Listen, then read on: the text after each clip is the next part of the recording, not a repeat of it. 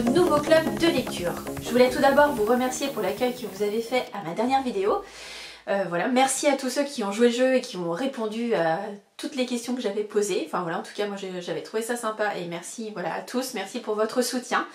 Dans ce club de lecture, nous allons parler à des lectures. C'est parti!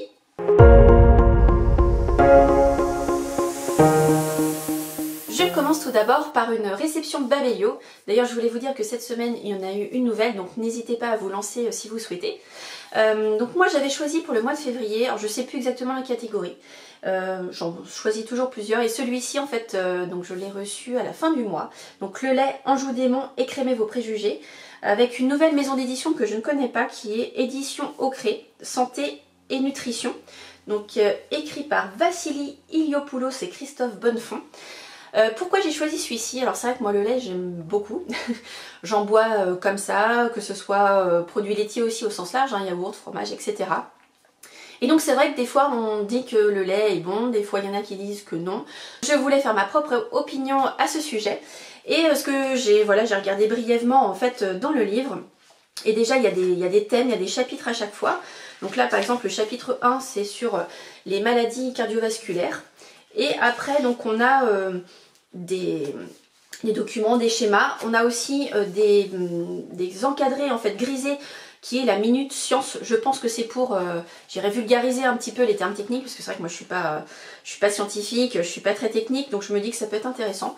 Et voilà, je pense que c'est un sujet qui me plaît et je vais dévorer ou écrémer des préjugés justement grâce à ce livre. Je vous lis juste le résumé. Le milieu de la nutrition est un champ de bataille. S'il y a un sujet qui fait l'objet de nombreuses controverses, c'est bien celui des produits laitiers. Il n'est pas inhabituel d'entendre que certains éléments contenus dans les produits laitiers peuvent être préjudiciables pour notre santé. La majorité des débats sont basés sur une romantisation de la période paléolithique, ainsi que sur des théories du complot impliquant l'industrie laitière et le gouvernement. Mais est-ce vraiment cohérent avec les éléments de preuve scientifiques à disposition ?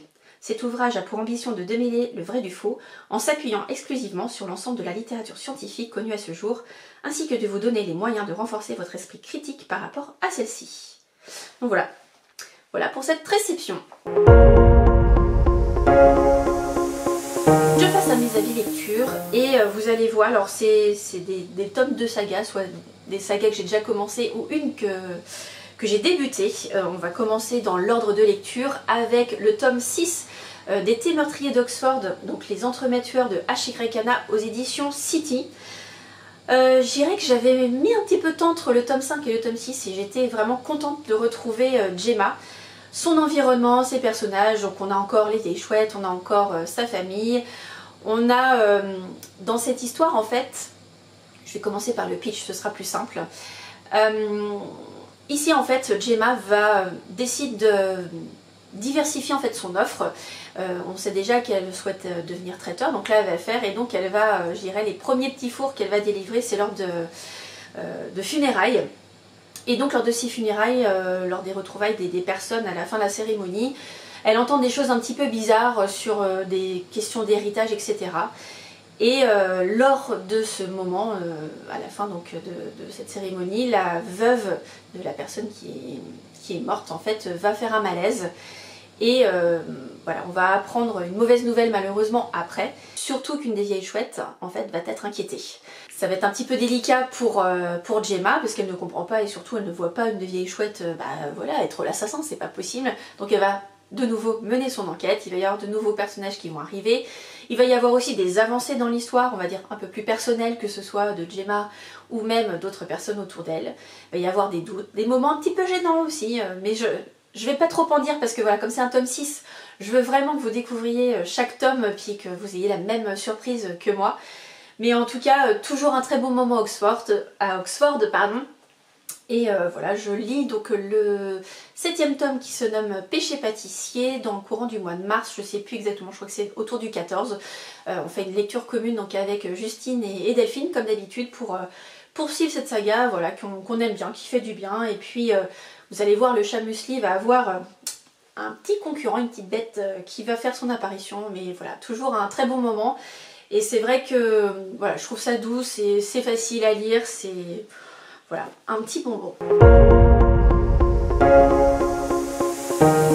On change de registre et là on va passer plutôt polar, voire même thriller, avec Glacé, donc de Bernard Minet aux éditions Pocket. C'est un premier tome de la série de Martin Servaz, du commandant Martin Servaz. Donc ici en fait on va faire sa connaissance. On va avoir en fait une mise en place et en fait on va rentrer rapidement dans une enquête. Surtout que cette enquête est un petit peu particulière parce qu'on ne découvre pas un corps, je dirais d'humain, mais plutôt un corps d'un cheval. Donc ça va partir de là. Il va y avoir plein de choses qui vont se mettre autour.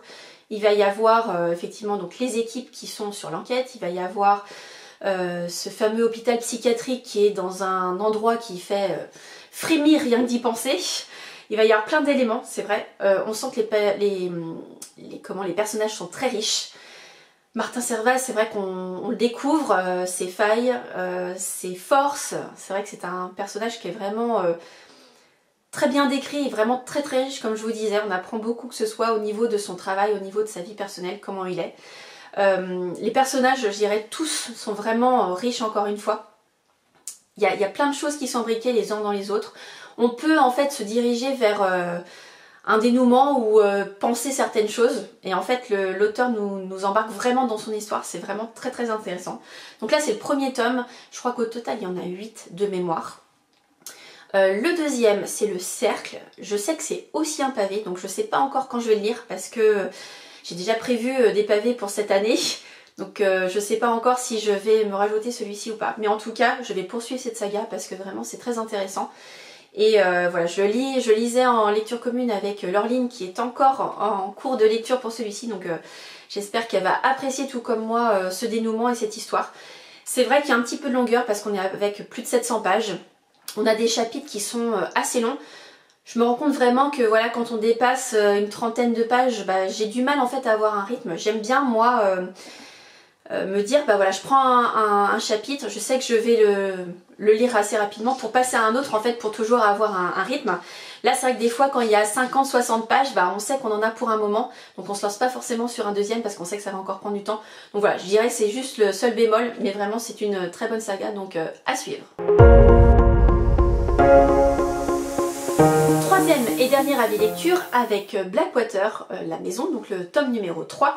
Toujours écrit par Michael McDowell et publié aux éditions Monsieur Toussaint Louverture. Ce tome 3, donc comme je vous ai dit, le tome 2 avait un petit cliffhanger et il l'emmenait gentiment vers ce tome 3. À la fin de ce tome 3, j'ai pas trouvé qu'il y avait de cliffhanger. Mais en tout cas, dans ce livre, il y a un événement qui se passe qui, je pense, va bousculer les 3 prochains tomes. Donc j'attends vraiment de voir. On a déjà un petit peu les prémices, mais est-ce que je me fais une fausse idée ou pas? On va voir. Donc on est toujours ici à Perdido avec la famille Cascais. Il y a plein de choses bien sûr qui se passent encore dans ce tome. Je vais pas en dire plus parce que voilà, c'est un tome 3. Je veux que vous soyez autant surpris que moi avec cette histoire. En tout cas, c'est toujours un plaisir de lire. Donc je lis en lecture commune avec Héloïse. Et on a déjà prévu donc les 3 prochains tomes qui seront en tout début de mois. Donc rendez-vous tout début avril pour lire le numéro 4, le tome numéro 4. Donc voilà, je vous en ferai part. Et puis bien sûr, je ferai un retour sur la saga complète.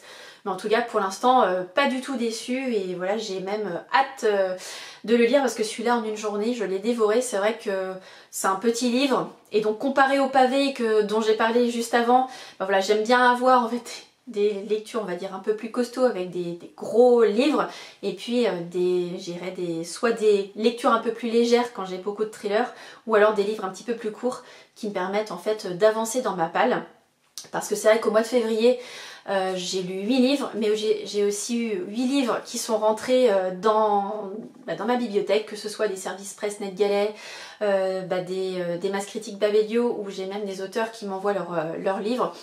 Donc voilà, j'essaye de trouver un rythme et je trouve que c'est voilà, sympa entre petites lectures, des lectures un petit peu plus longues, des plus légers, des plus intenses. Voilà, je trouve qu'on a un bon équilibre. Je vous laisse ici pour ce club de lecture. N'hésitez pas comme d'habitude à me mettre un petit pouce vers le haut ou un commentaire, je répondrai bien sûr avec plaisir.